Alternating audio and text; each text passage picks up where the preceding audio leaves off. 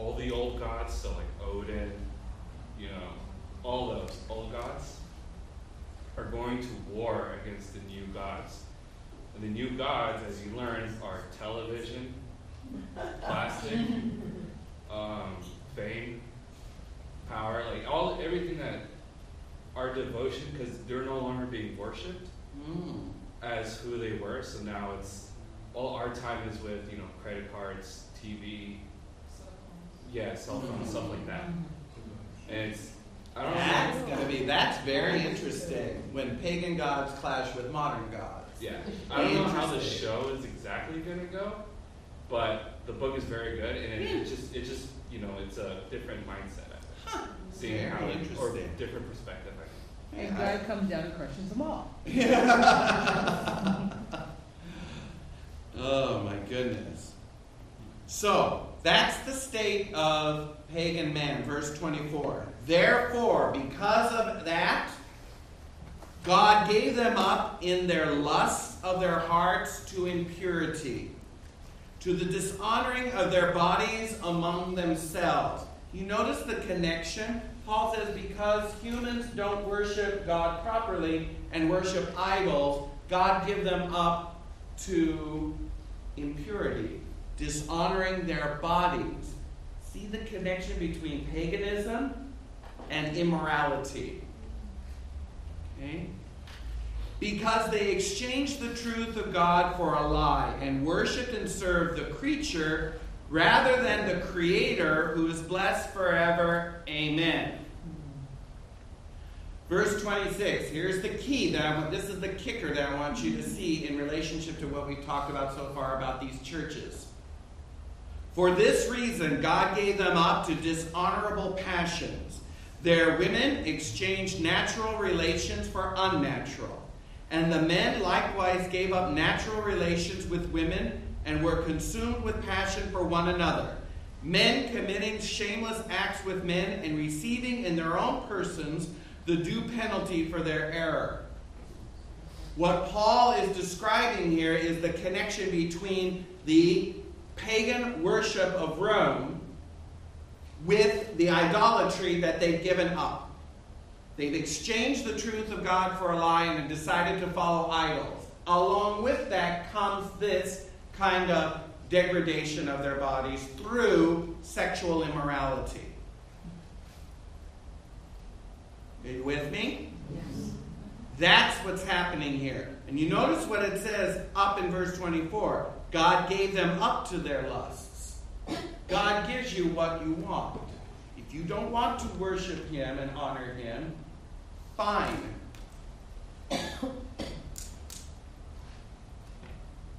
That's not going to drag you kicking and screaming into heaven. That's very important to notice. You have the word error. I have the word perversity. What translation do you have? Oh, perversity. Oh, interesting. The error kind of implies a mistake. Yes. To me. Yes. And so I think there was something deliberate, something actually. I think they knew what they were doing. That's part of the idea, and that's what's implied here in Paul, is that they knew. Notice that in the beginning. They claimed to be wise, but they became fools and exchanged the glory of the immortal God for images resembling mortal men. They knew God, but they did not honor Him as God, and decided to follow their pagan idolatrous practices, which in that time and culture involved this sort of temple prostitution, as we would call it. Yes? Okay. Now look at verse 28. What's the result of this kind of false worship?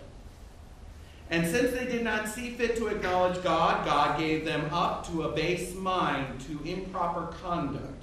They were filled with all manner of wickedness, evil, covetousness, malice, full of envy, murder, strife, deceit, malignity. They are gossips, slanderers, haters of God, insolent, haughty, boastful, inventors of evil, disobedient to parents, foolish, faithless, heartless, ruthless. Oh, dear. Boy. I don't think he minces his words. You know, Paul, what about God loves everyone and you're all just so nice and sweet as pie? So you worship a little Aphrodite. Well, who doesn't? Do you get that from Paul? Yeah. No, my dear. No. False worship of God leads to false worship of self to this kind of degree. Right? Though they know God's decree. See, here it is again. They know God's decree, but they choose basically to do the opposite. Though they know God's decree that those who do such things deserve to die, they not only do them, but approve of those who practice them. Boy, it just gets deeper and deeper, doesn't it? That's the state of pagan man. That's the state. Chapter 2 of Romans is going to describe how God's righteous judgment fits everyone's bill, whether you're a Jew or a Greek. Because the Jews know better off. In fact, Paul will make the argument they're worse. You know why? Because God gave them the law. The pagan man doesn't have the Ten Commandments. Do they have the Ten Commandments? No, who does? The Jews. Did they follow it? No. Did the pagan man follow the Jews? No. No. And what happens? Paul says, because neither one of them follows the law, both are condemned. But those who do follow the law, whether it was given to them by 10 tablets on Mount Sinai, or by knowing this and following their heart, that's what saves them. Whether you're a Jew or a Greek. It always comes back to grace through faith through the righteousness of Jesus Christ. It always comes down to that. Whether you know it's him or not. That's the message of Romans 2. That will follow into Romans 3 and 4 and 5. Yes? Is this along the lines of what the Pope recently came out with, that everyone went crazy saying, oh, God, the Pope says God would rather have you be an atheist than a hypocritical Catholic? I would have to say... I think everything was misquoted by the media. I didn't have a chance to go back and read it, but I'm sure that he did say, stop being hypocritical, come on, follow your faith. I would have to see what exactly he had to say, because I don't trust our media as far as I'm concerned. Never. But the idea, but the premise, the theme that you're intimating at would probably be true, insofar as a person who doesn't profess a direct faith through no fault of their own. Okay, so we're back to the pygmy in Africa, the Aborigine, the man who lives up in Tibet, the Indian not discovered in South America, wherever. They have had no knowledge of the outside world, let alone of Jesus Christ. How does that person get saved? No one's ever told them. They have no sacraments, they have nothing. Paul's argument here in Romans 1 is this: every single person has the knowledge of God in their hearts because they can see creation. Creation itself is the witness that God exists and that you are responsible to him.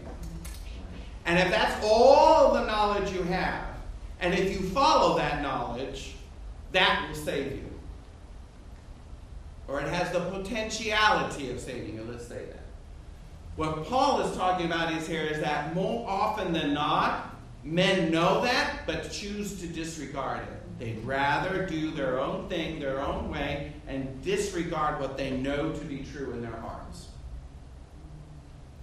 Okay? Does that help?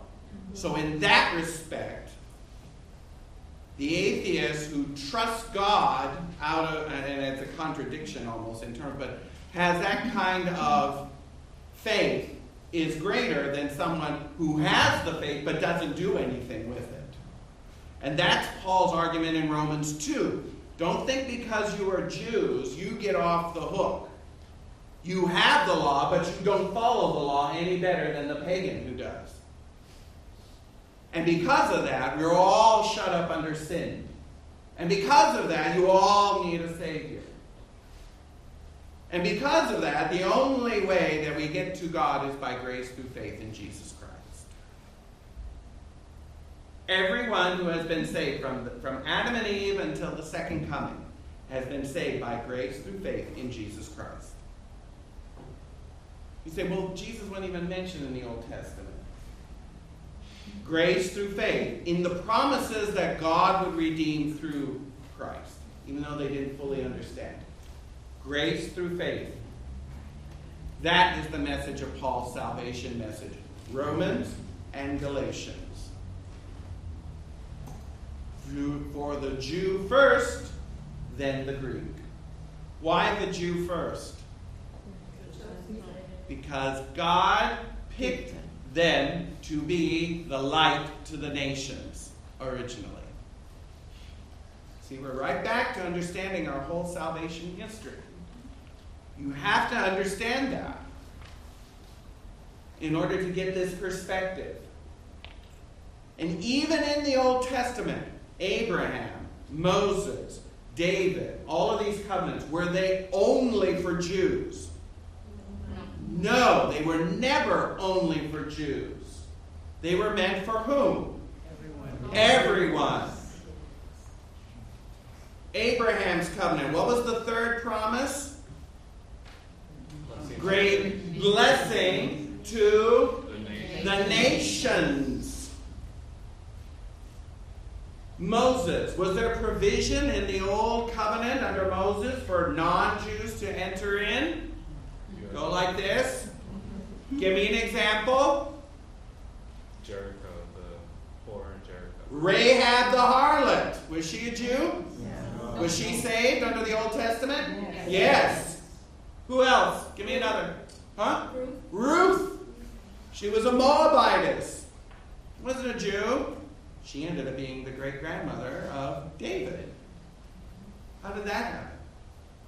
Faith. Right?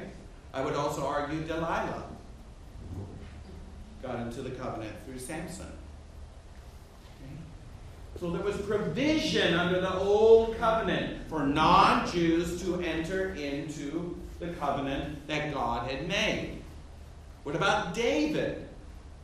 Remember what the Davidic covenant was all about? 2 Samuel 7, 14 and 15. David says, "You have shown me the Torah of Adam, the law for mankind."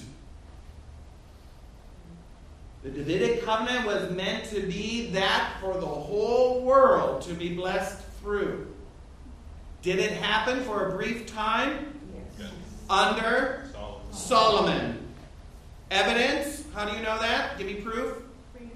The Queen of Sheba. Remember? So you see, that was God's provision from the beginning. That the Jewish nation, that God set up the Davidic kingdom, would be that light to the whole world to bring them in to the faith that he had revealed through Moses. Yes? Yes. Did they fulfill that? No. Why couldn't they fulfill it? Hard hearts. Sin. That's been the problem. So God sent prophets. I see that, Hannah. God sent prophets to tell them, I'm dealing with this sin business. We're going to deal with this. Isaiah 53, the suffering servant. Jeremiah 31, the new covenant. Ezekiel 26, the promise of a new heart and a new spirit within you. Daniel, the Messiah is going to come after a certain amount of time after the rebuilding of Jerusalem. Remember that? See, I'm repeating this because it's important to get this background. Because this stuff in Revelation becomes less meaningful if you don't have this panoply of salvation history. Yes? I just have a question. What years of the Queen of Sheba and also Bathsheba. Mhm. And I'm wondering, are they the same woman or are they two different women? No, two totally different people. Bathsheba was the wife of Uriah, the Hittite, who was the general of King David, whom he had an affair with, whom he got pregnant, and then later killed her husband. Bathsheba was the mother of whom? Solomon. The queen of Sheba is an unnamed monarch from the land of Sheba. Most likely it was in the coastal region of what we call today Saudi Arabia. Roughly where Yemen is today, I understand. And she came all the way from the south, as she is described by Jesus, the queen of the south, to hear the wisdom of Solomon. So that shows the extent in which Solomon's fame spread around the world. She represents someone from the most distant regions that came to hear the wisdom of Solomon. That for that brief time was acting in the grace of God as that beacon of light for the rest of the world. Everyone following me? Everyone good? Yes. All right, let's get back to Revelation. So we went to the message of the church of Pergamum. Now, a couple of things that we didn't get a chance to last week to fill in. If you have your outline, you'll see two subpoints under 3. Satan's throne and where Satan dwells. Jesus mentions this twice. That's the first subpoint. That though they're in the center of Satan's throne, they are remaining firm. You hold fast to my name and did not deny the faith. That's important, considering where you are. Okay. Second point is Antipas. Now, this is a very enigmatic character. And I argue that this is a further evidence to support a later date. Because if you to go online, the majority opinion believe that Antipas was a martyr under the reign of Domitian, which means that he was martyred in the 90s. For this word, for this message to make sense to the church of Pergamum, which means that he had to have been martyred before this was written. If he was martyred in